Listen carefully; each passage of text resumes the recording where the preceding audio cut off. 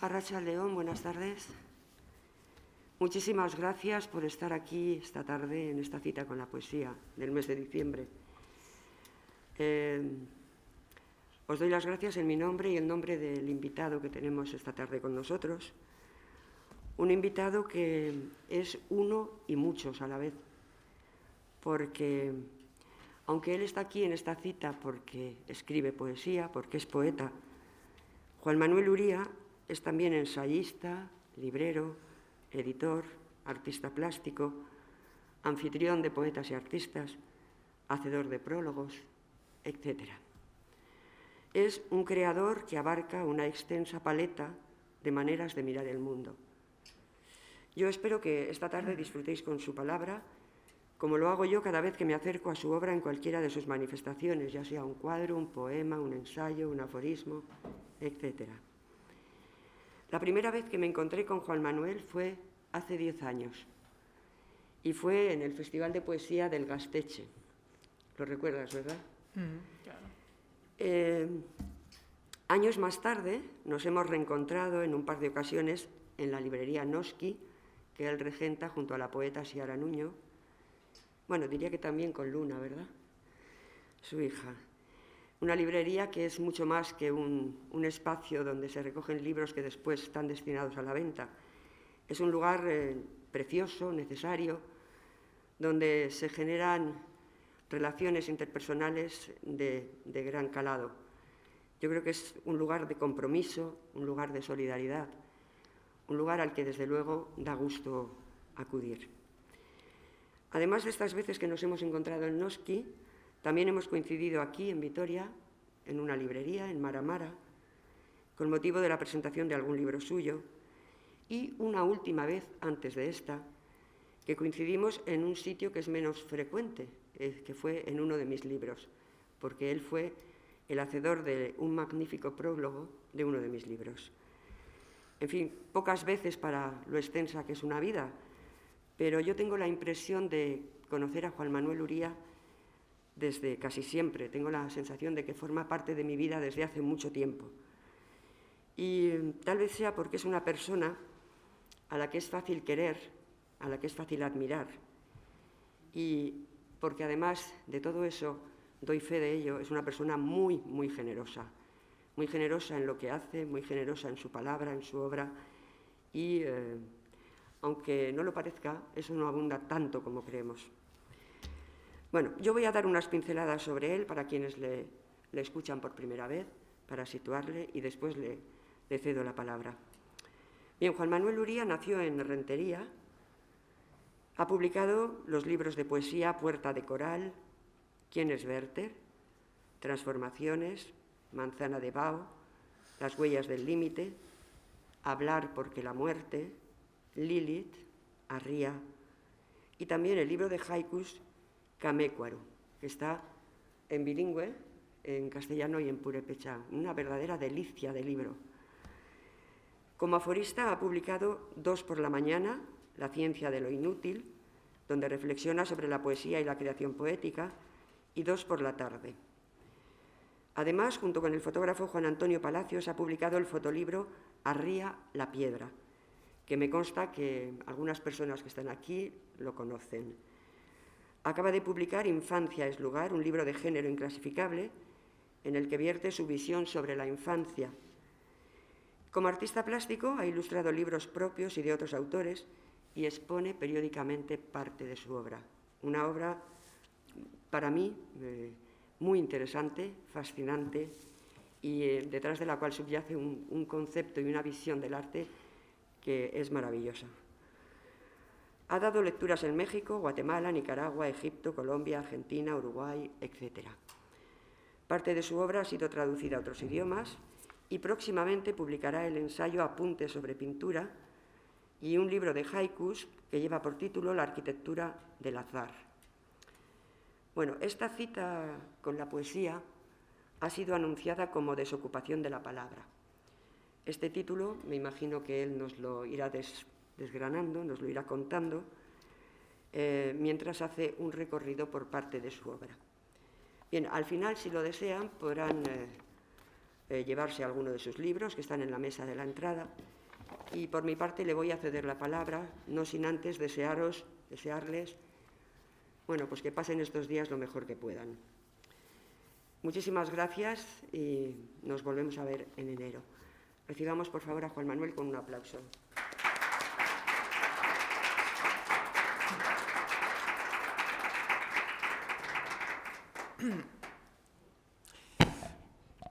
Muchas gracias, Ángela. Muchas gracias por tu generosidad, por tus más que generosas palabras. Quiero agradecerte esta invitación, que me invites a esta cita. Para mí es muy especial estar aquí a tu lado y la verdad es que me siento muy agradecido de corazón. Gracias a la Casa de Cultura Ignacio Aldecoa por abrirme también sus puertas, a los técnicos que han habilitado todo esto para que funcione.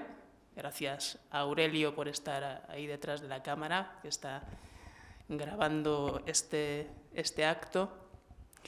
Y gracias a todos ustedes, como no, por venir y por venir a escucharme, a escuchar la desocupación de la palabra, que no tiene ningún misterio, tiene una referencia clara a Oteiza y es una referencia al vacío, y yo creo que a un trabajo de depuración en el que estoy y en el que quizá pues todo creador con el tiempo, que si hace una revisión crítica de su trabajo, ha de estar en la desocupación, en el vaciado, en el depurado y en la tala de sus textos o de aquello que sobra para dejar lo esencial, lo básico.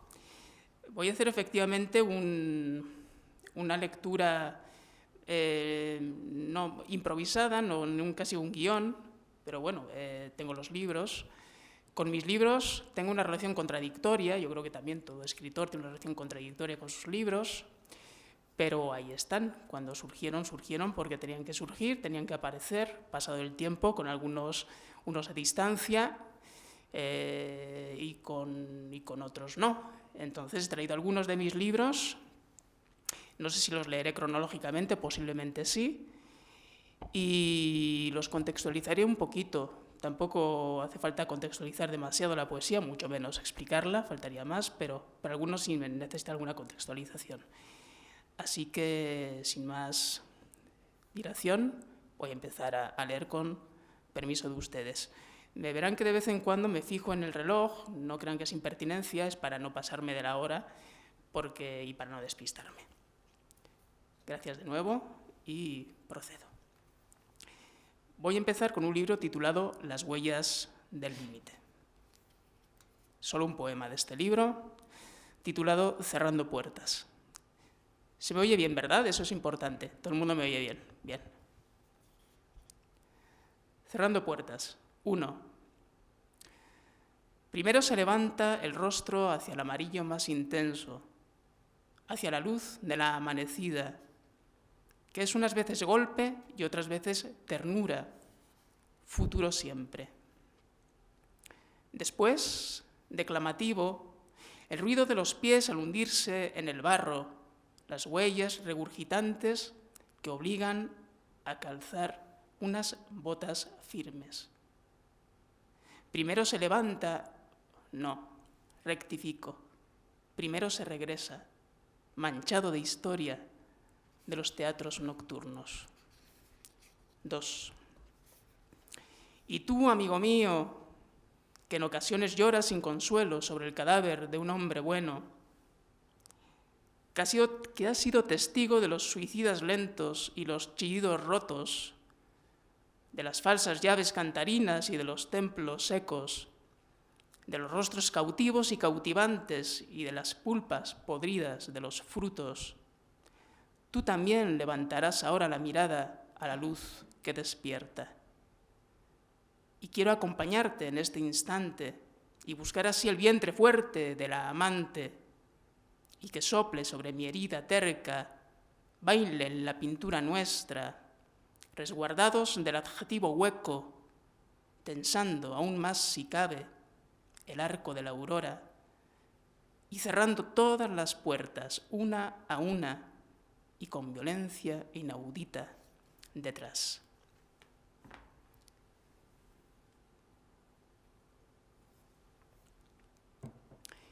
De Transformación es un libro inspirado en las 3 transformaciones del espíritu, un capítulo del Así habló Zaratustra de Nietzsche. Tiene 3 partes, que es el camello, el león y el niño. Voy a leer el último poema del libro, de la parte del niño, que tiene un epígrafe de Nietzsche que dice: ¿es esto la vida? Le diré a la muerte, pues bien, otra vez. Más allá del horizonte mi cuerpo sigue ardiendo y pienso en todo el espacio que se abre al amor. ¿Quién no dirá amor a cada instante ahora? Gracias a la mano que me ha cerrado los párpados. Gracias por las lágrimas sinceras que ha consagrado mi frente. Gracias al beso que me llevo y que es lo que quedará de mí tras el fuego. Quizá regrese luego a los labios de los que ha partido y por un influjo de recuerdo y ceniza los anime a decir, conmovidos: Juan Manuel, has vivido. Paso ahora a Camécuaro, que es un libro de haikus que nace en México, inspirado en México, inspirado en el amor, inspirado en un paisaje también muy concreto, que es el lago Camécuaro, que está en Michoacán, un lago muy hermoso, lleno de leyendas, y ahí surge la idea de escribir este libro. Pensé, como ha dicho Ángela, es bilingüe, está en el original en castellano y está traducido al purépecha, el idioma que se habla allí, el purépecha.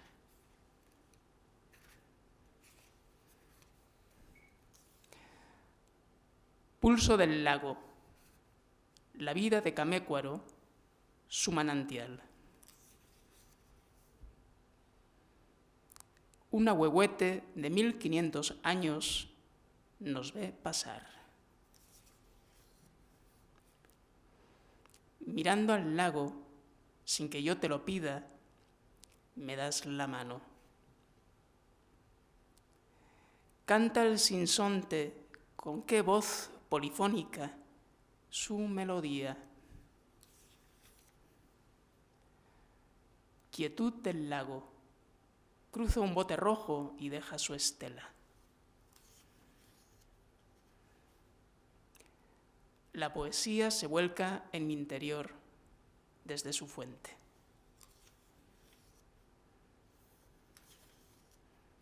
Solemnidad de un árbol aferrado a su silencio. Caligrafía escrita en el espacio por 2 libélulas.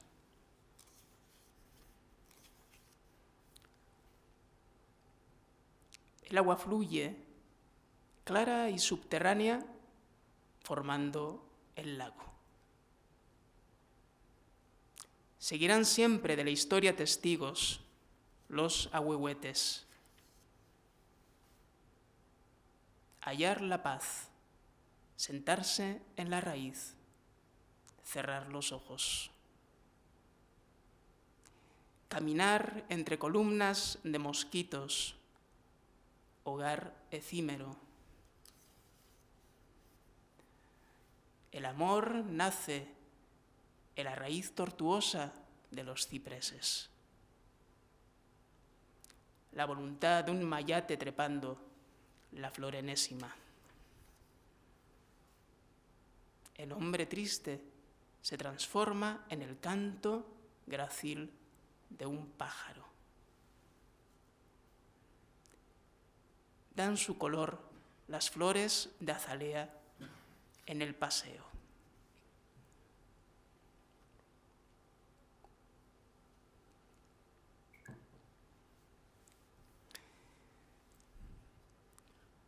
Paso ahora a La ciencia de lo inútil.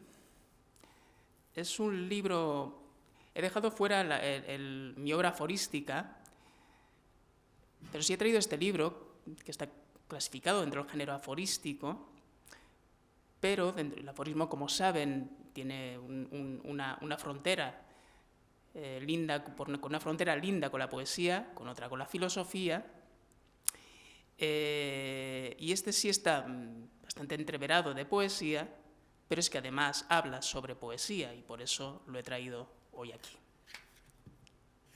La ciencia de lo inútil. Escribir para saber qué es la poesía. Aproximarse lo más posible, como una mano se acerca al fuego, como un niño que aprende a hablar. La poesía existe para nada. Es solo eso, poesía en su mismidad, su redondez. Compleja como una mano, sencilla como el respirar. La poesía es el absoluto de donde extraemos nuestra parte.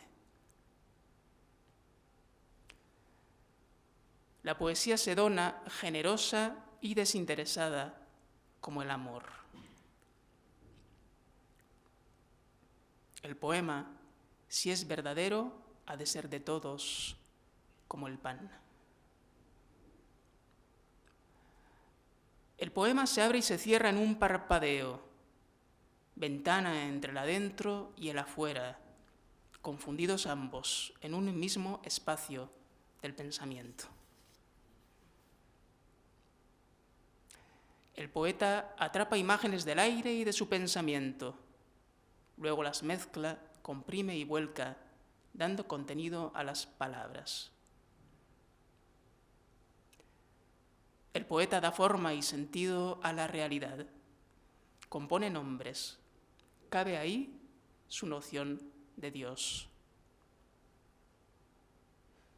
Crear ligereza donde había pesadez, densidad donde había vacío.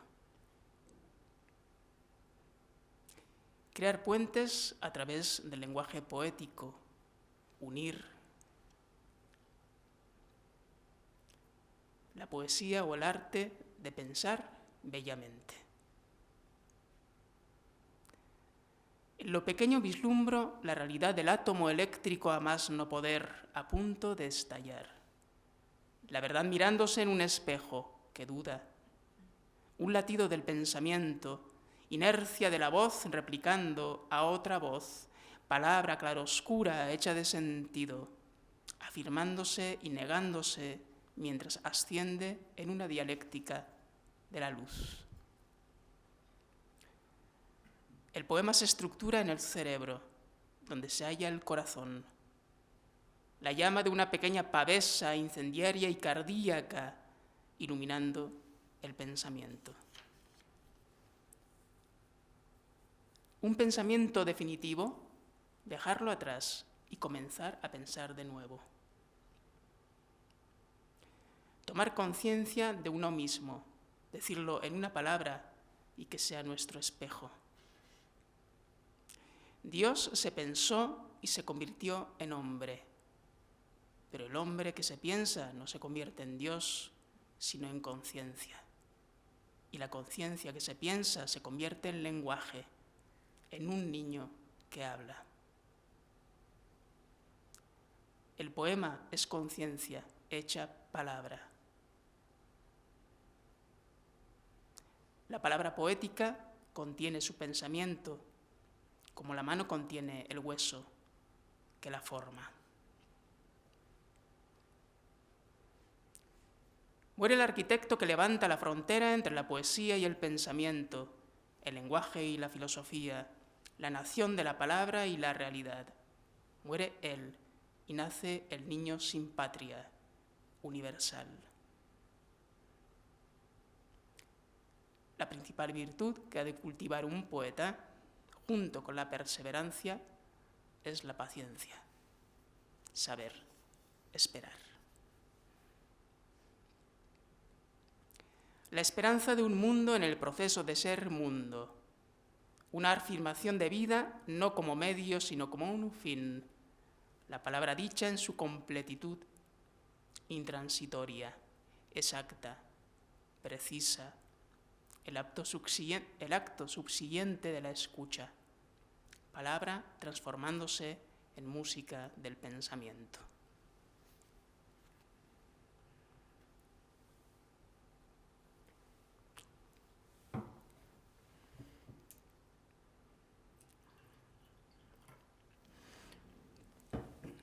Bien, voy a pasar ahora a un libro titulado Arría. Este libro parte del levantamiento de piedra como catalizador para hablar sobre la piedra como símbolo universal.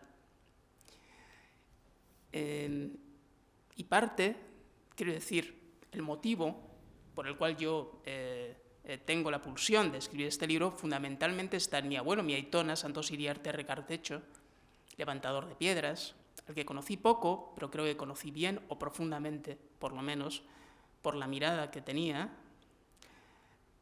Y yo desde siempre he pensado que le debía un libro, no sabía cómo materializarlo, qué forma darle, hasta que comencé a escribir este libro y terminé de construirlo con 130 textos en el que hablo de mi aitona, directa e indirectamente, hablo de la piedra como símbolo universal, repito, que es hablar al final del hombre, es hablar de todos nosotros, hablar de la vida. Es un libro muy especial para mí por lo que significa, por lo que les he comentado, porque mi aitona está detrás, y les leeré también unos fragmentos.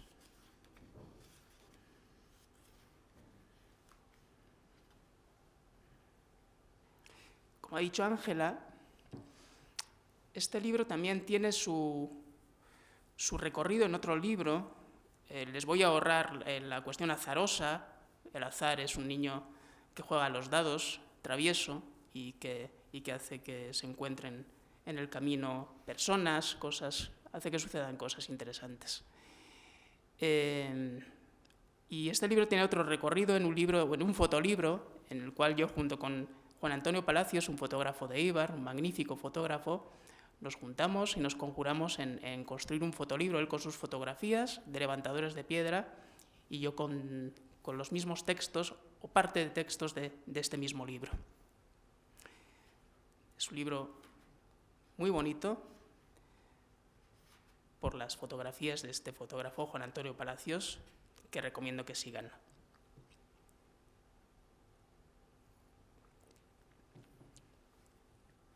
Así empieza el libro. Ahí está, frente a él, como una pregunta, dura e impenetrable, aguardando a que la levante y rompa así su atadura, responda a su misterio.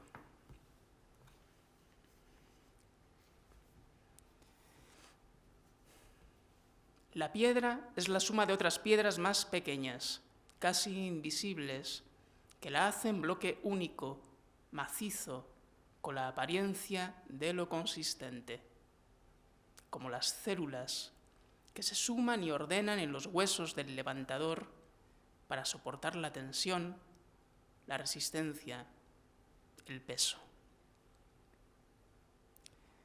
La piedra tiene tiempo en su interior.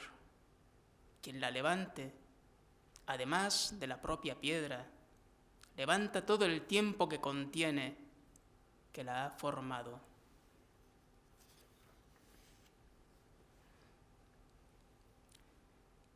El músculo, el hueso, la sangre impulsada por un corazón al borde del colapso. La fuerza. Pero no todo es fuerza. La fuerza es solo una parte. Hay que saber cómo cogerla. Primero, por su base, por su perímetro después. Más que la fuerza, es el abrazo. Saber abrazar la piedra como se abraza a un amigo o a una amante.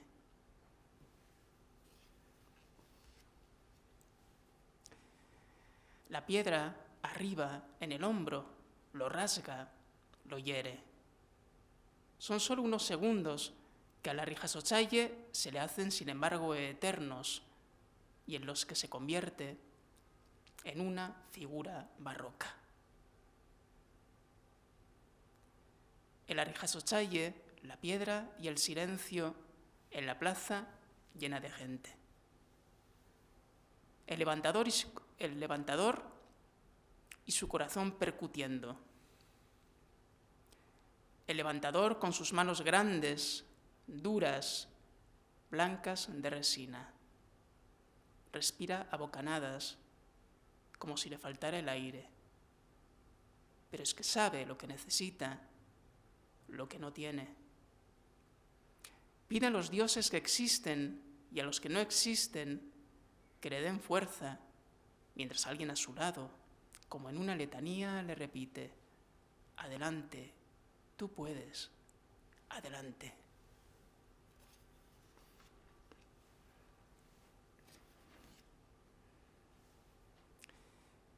El sufrimiento, el sudor recorriendo la frente de mármol de la Rihasotsaye, mientras empuja la piedra hacia arriba, y la gravedad, con sus manos científicas, la empuja hacia abajo. Vencer a la gravedad, su fuerza, quebrar su ley, romper su tejido siquiera por los segundos en que se tarda en alzar la mole, mientras se piensa, como en un conjuro, en algo levísimo, en un petirrojo, por ejemplo, en un pétalo o en un poema.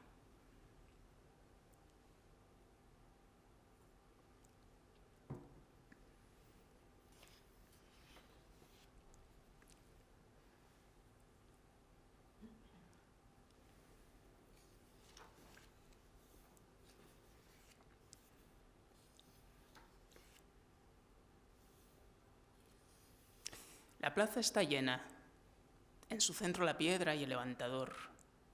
Todos le miran, al levantador, a la piedra, alternativamente. Él mueve los labios, parece que reza, pero no. Le habla a la piedra, le dirige palabras amables, de amistad. Déjate, anda, déjate levantar, déjate, sé buena conmigo. Las piedras también tienen música, como con el fuego, hay que saber extraerla con paciencia, delicadeza y tiento. El Chalapartari nos trae ecos del pasado, remotos. El Chalapartari y la Rihasotsaye son primos hermanos. Miran a la piedra con el mismo arrobo y respeto. Sienten su música, su ardor, su misterio, que es sonido en el tiempo.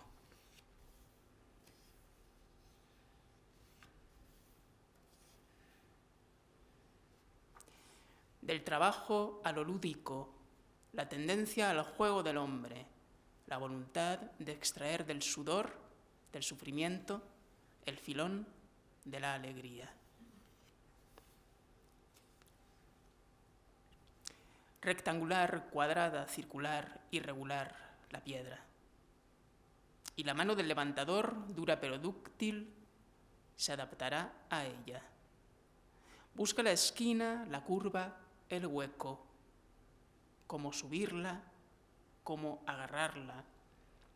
Palpa y sabe. Piensa con el pensamiento propio del tacto. El Rihasotsaye piensa con las manos.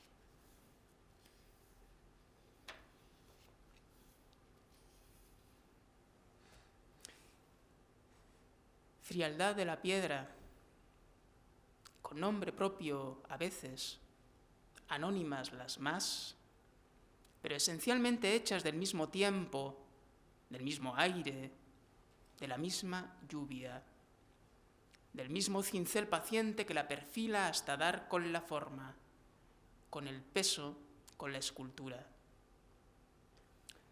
Y esta escultura no es fría, esta piedra late y quien la levanta, arde en sus manos.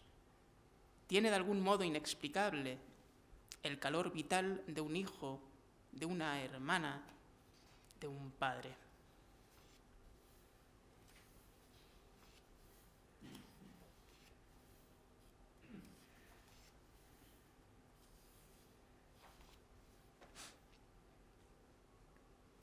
¿Qué es la cultura?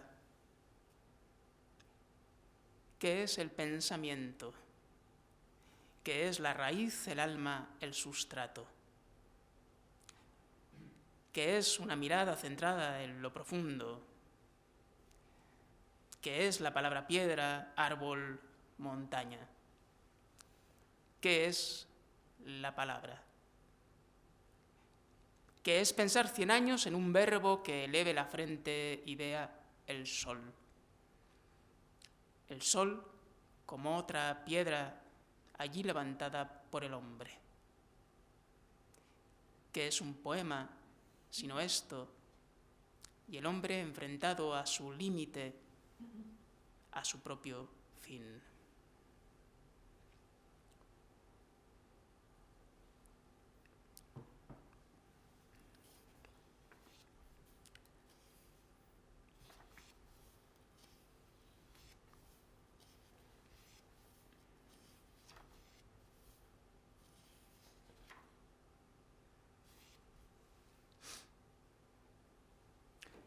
La piel y la piedra se funden durante el instante en que permanece en el hombro. Son solo unos pocos segundos de sufrimiento reflejados en el rostro del Arijasotsaye. Pero para quien sepa mirar más allá del dolor, verá en él la satisfacción de haberlo logrado, una placidez tensa, la felicidad de quien ha logrado batir una nueva marca, de quien ha logrado batirse, vencerse, superar de nuevo su propio límite.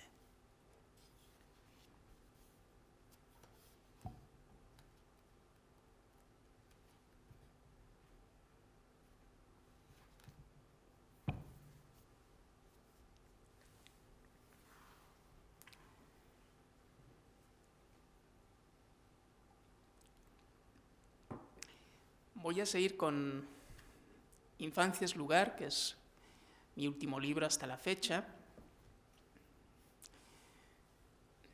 En él hablo de la infancia, que es un motivo, es un tema fundamental, central en mi trabajo, en mi obra.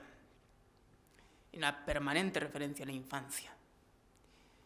Aquí lo he pensado como espacio, no como tiempo, porque si lo pensamos como espacio, quizá podamos volver. Si lo pensamos como lugar, quizá podamos volver de alguna manera. Pienso que la creación es una forma de regresar a la infancia, una de ellas.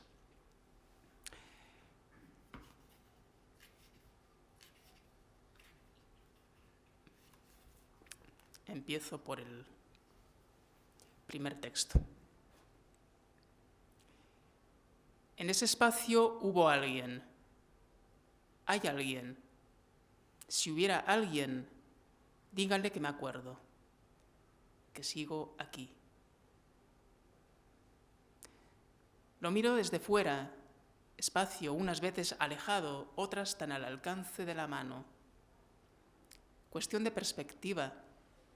En todo caso, no es una perspectiva lineal, sino una deudora del corazón y de la memoria, del cordel invisible que une simultáneamente las edades. No puedo decir todo lo que sé, no puedo decir todo lo que no sé, pero está ahí y lo sé y lo siento y casi lo toco. Lo sé y no lo sé.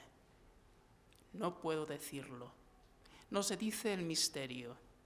No se puede. No lo sé. Y lo dibujo. Dibujo lo que no sé, pero está ahí y lo siento.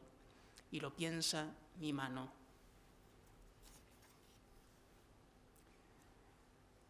Cuando era niño sentía lo absoluto. Lo recuerdo muy bien. Creo que todo mi afán creador se basa en intentar volver a sentir esto. Volver a tocar con la punta de los dedos la piel de la belleza. Lo que miro se entrevera con lo que soy, con lo que he sido, con lo que deseo o ya no deseo ser. Lo que miro se filtra a través de un tamiz en el que quedan escorias y lodo, dejando la luz desnuda de un paisaje. Lo que miro es mirado por capas de mí mismo que forman un calidoscopio con historia, pero sin nombre.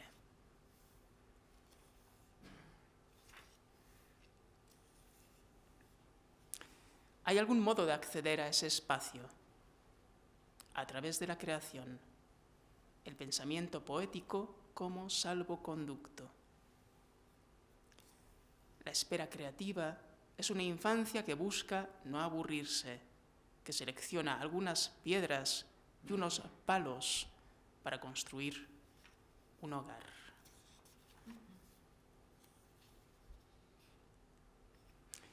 Un hombre que dice sí, el sí infantil de Zaratustra, haciéndose un niño travieso, creador, un superhombre, niño de nuevo en realidad, creador y luminoso, como un trazo en el papel.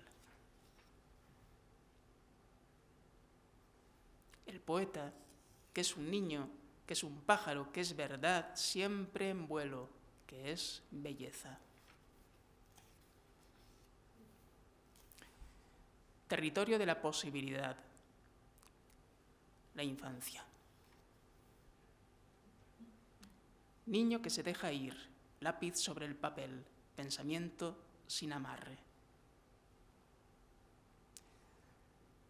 Cerrar los ojos y llegar al lugar donde se esconde, donde me escondo, donde junta sus palabras con las que forma un lenguaje. Caligrafía sin utilidad, sin cálculo, del instante.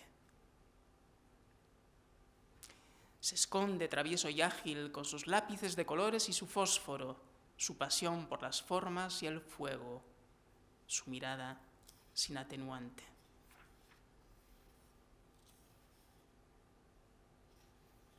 Infante de piedra, sin pulir, con todo el tiempo por delante, sin conocer aún la erosión, el golpe, la rotura. Inocencia, no ingenuidad, sino inocencia. Un espacio sin tiempo, decía, y por ello aparentemente eterno, por ello también expansivo y esplendente, como si no hubiera un confín, lindes, y la mirada volara pájaro visual por encima del propio pensamiento. Pensamiento de niña, pensamiento de mi hija, su mundo mágico, su mundo como única patria que reconozco, patria surreal, espacio de la posibilidad donde la razón queda suspendida, donde la lógica se llena de agujeros. Tener un hijo no te convierte solo en padre, te rehace completamente. Une tus contrarios, las edades. Tener un hijo también te convierte, si todavía no estás podrido por dentro, en niño.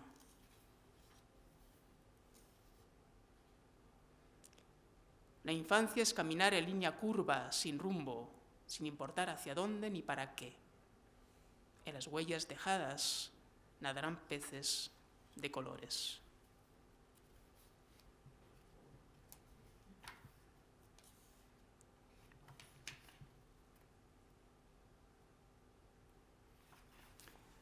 Vulnerable, verdadero y vulnerable. Todo lo verdadero es vulnerable. Por eso no se muestra fácilmente. Por eso la belleza no se nos entrega fácilmente, porque es vulnerable, porque no se fía de nosotros.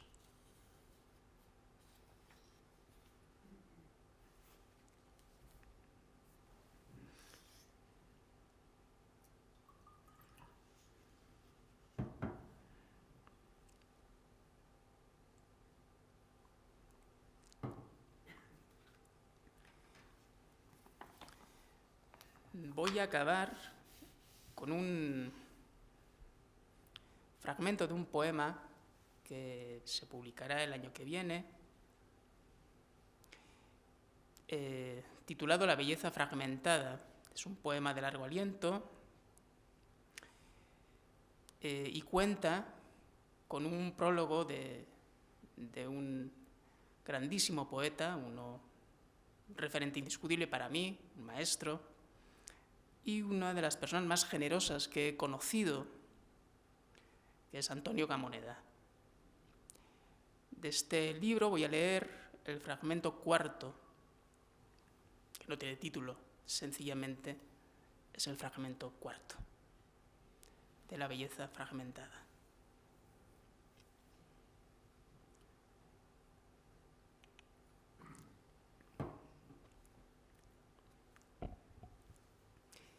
En el tiempo, el objeto. En el tiempo, el camión de la basura lleva las coronas sin nombre del cementerio y electrodomésticos como calaveras. El tiempo hace que la música reverbere en el fondo de la memoria, que ya es la propia lengua o la raíz de la tristeza. Un camión de la basura descargando sueños por la noche, entre luz y luz artificial, que es corona deshecha latiendo entre sombras. Y ahí, a pesar de todo, la belleza que ocupa con su canción rota de Nana Aún, que es la infancia y el niño que espera en su rincón de infinito, la mirada del niño que es todo infinito y Dios en su palabra balbuceada ocupándolo todo en la noche, mientras el camión de la basura es un juguete que se lleva el viento, que su mano lleva, cuando es viento la memoria, canción susurrada en la pintura que garabatea con sus dedos imprácticos, lugar desconocido, igual a un corazón sin daño o a punto de nacer en un mundo sin verdad.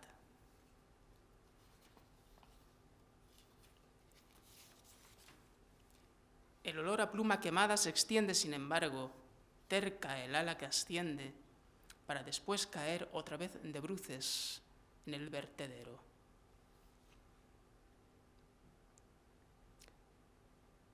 Nada, o el cuerpo hecho de ceniza, belleza imperfecta y rota como el invierno, como la ola que rompe en la calavera monda del moribundo que esperó, que espera el primer barco que lo lleve lejos, rota como la línea que forma un rostro que resiste y se sumerge en la sombra de un océano de tinta, rota como un lenguaje que no sirve para curar el hambre del hambriento, la sed del sediento, la herida de un niño huérfano y su futuro que aún no es, será. El niño que no es será ojo abriéndose al reflejo de lo que somos, mirada de eternidad y fuego, la piedra del porvenir. El niño será y será el juego del futuro, la pintura donde asuma su autoridad, su lucha por ser pintura, caverna oscura y manchada de lo que fue, será. Para la mano del hombre, una sombra vaciada. Y dentro de esa sombra que lleva al fin del fin, decir, al comienzo irreversible de una vida nueva, decir, en la lengua que abre, decir, la explosión de luz que perpetúa el movimiento, la respiración y música del alma en la piel de una tierra subvertida e irreal, en el mismo centro de lo real, cuando es el niño que no es el que me guía ferizmente con su deseo salvaje de juego y lucidez.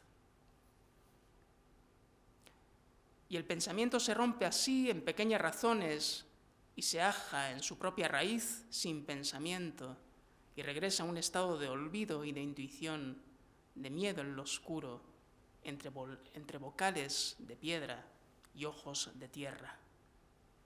Y el animal de la fuerza lucha contra la flor y la vence en su mirada ciega. esa ceguera que compartimos, que se comparte mientras en el templo se acumulan las monedas de la corrupción y el vals es baile de la ceguera que no comprende la verdad en el lenguaje, en música velada, y busca de nuevo en el aire y debajo de las piedras contra el mundo, contra la realidad de los reyes modernos y sus sonrisas viejas, de los poetas tornados administradores de letra falsa y de injusticia, y el poema es el que atraviesa el tapiz del pensamiento y enhebra las palabras para que cosan el pensamiento del hombre y pueda abrir su boca y decir claramente: soy.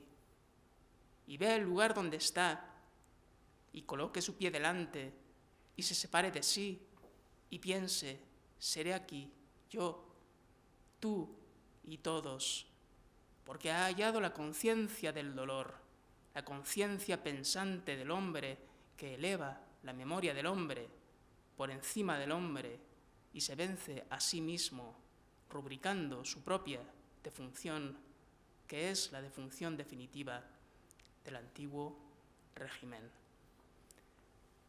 Muchas gracias a todos por escucharme.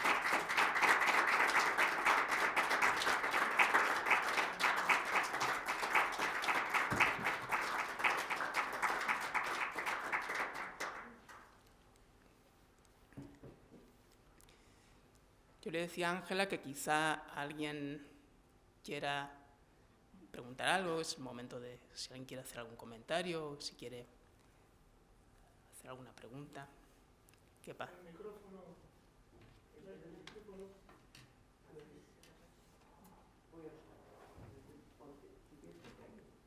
No, por favor.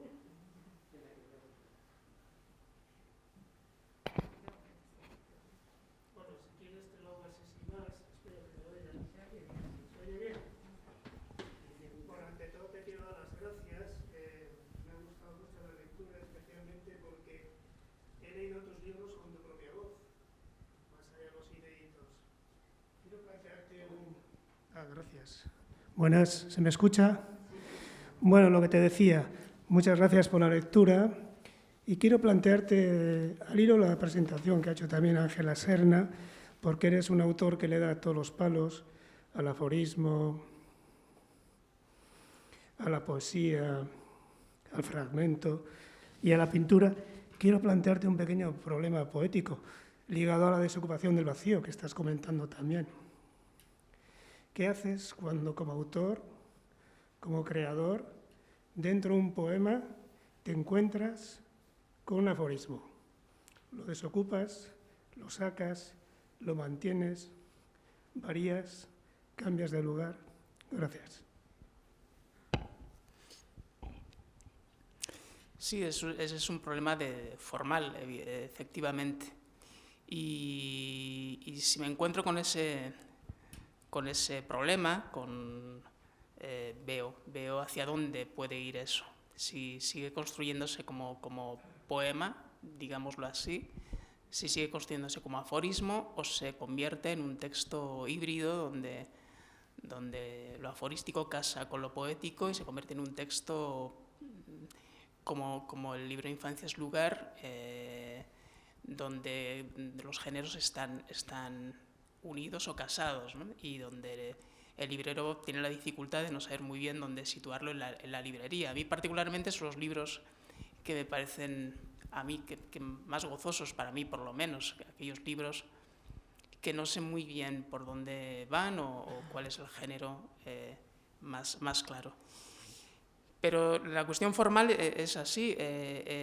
Sí es verdad que yo trabajo varias disciplinas, pero el impulso creativo creo que proviene del mismo lugar, que es del pensamiento poético, y luego sí es verdad que ese impulso toma diferente cauce, no sé muy bien por qué, pero toma diferente cauce, y a veces toma la forma de un poema, digamos, entre comillas, más ortodoxo, como este que he leído último, o se orilla más hacia el aforismo, hacia el pensamiento, o hacia una pintura, hacia un dibujo.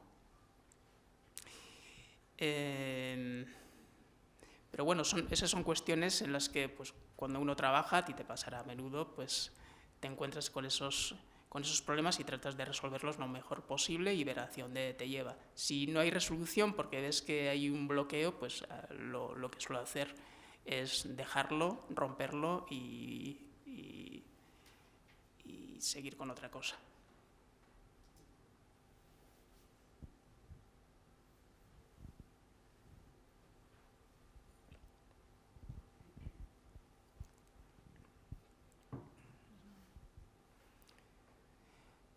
Pues si no hay más, por lo que parece. Sí, Pepa. Bueno, pues si no hay más preguntas, a mí me gustaría hacer otra. No por monopolizar el debate, pero háblanos un poquito de este último libro de largo aliento en que has leído un poquito por dónde va y sobre todo si tiene alguna relación con los primeros libros. Muchas gracias.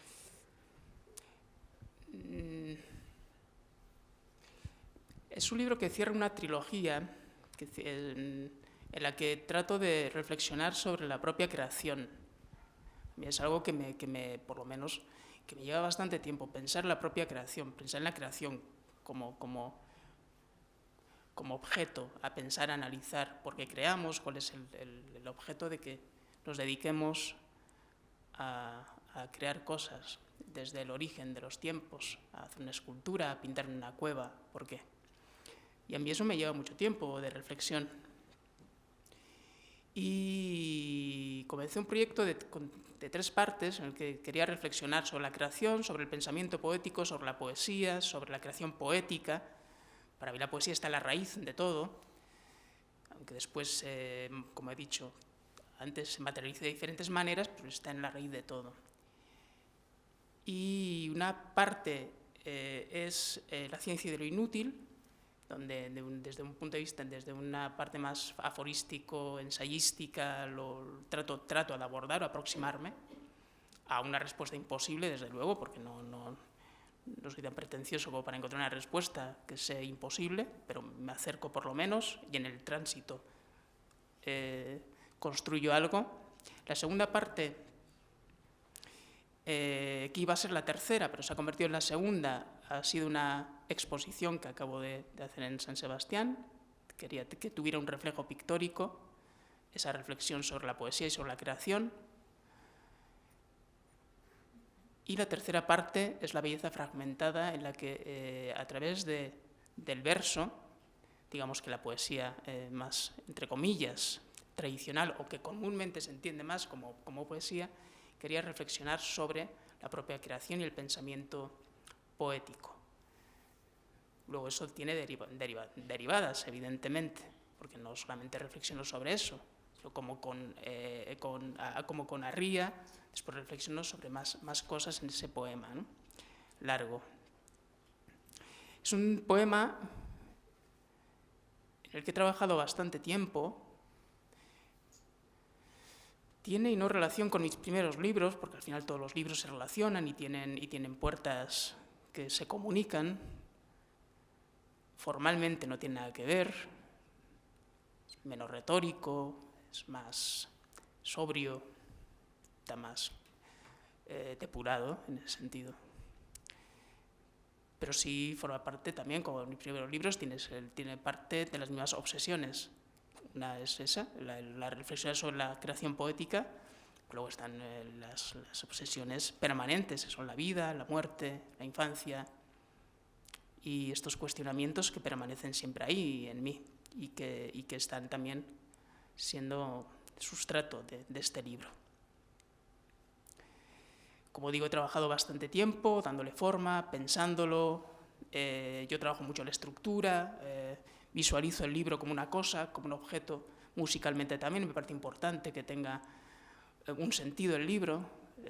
Tú sabes muy bien que no es lo mismo poner un poema al principio que al final, que hay que estructurarlo bien porque musicalmente tiene que tener un sentido desde el principio hasta el final, que nada quede. Aunque el azar forma parte importante de mi creación, después cuando construyes un libro, un objeto, no puede quedar nada al azar, tiene que estar todo construido de forma que todo suene como tiene que sonar, ¿no?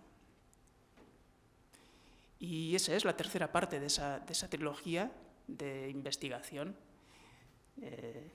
sobre la cuestión poética, el pensamiento poético, y trilogía porque también era una excusa. Digo, bueno, pues lo haré en 3 partes, pero al final toda mi obra también al final se refiere a eso, a una reflexión sobre la creación, sobre el pensamiento poético, la poesía y al final del hombre, de la humanidad y de por qué rayos estamos aquí haciendo estas cosas, ¿no?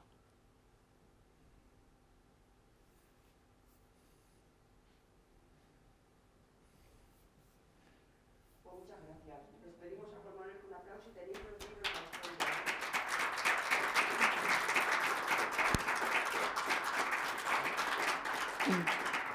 Gracias por el aplauso. Quería despedirme dándoles las gracias de nuevo por estar aquí hoy, por venir a escucharme. Muchísimas gracias y hasta la próxima.